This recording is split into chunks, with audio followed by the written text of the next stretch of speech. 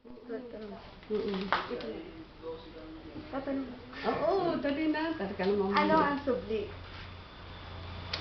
So, ang subli ay isang tradisyonal na sayaw na kinagisnan ng mga Batanggenyo dito sa Batangas.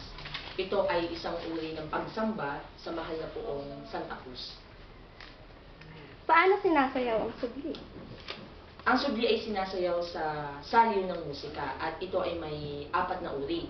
Yung una ay inaawit ng isang mga awit. Ang ikalawa naman ay yung musika nagbibigay sa banal na krus ng Bawan at nagsasalaysay sa pinagmulan ng probinsya ng Batangas. Ang isa namang uri ng musika ay ang mismong subli na may kasamang tula, awit at sayaw.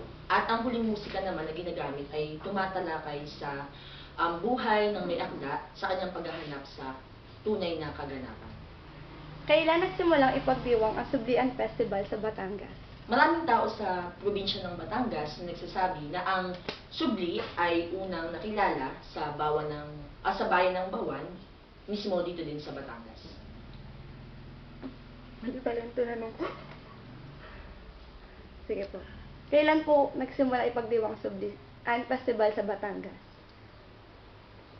So, ang Sublian Festival ay unang sinimulan ng dating mayor ng bayan na si Mayor Eduardo D. Macuja noong taong Hunyo 23, 1988. At ito ay para bigyan muling buhay ang tradisyon at mga lumang kaugalian ng mga Batanggenyo. Paano ipinagdiriwang ang Sublian Festival?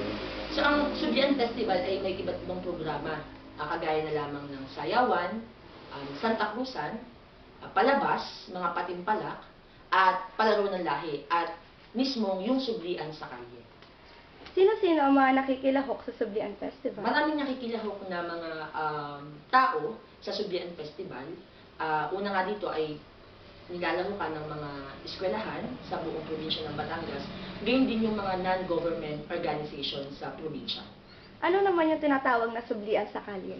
Ang Sublian sa Kalye ay isang programa tuwing Sublian Festival na kung saan ang mga kabataan at ang mga non-government organization ay nagsasayaw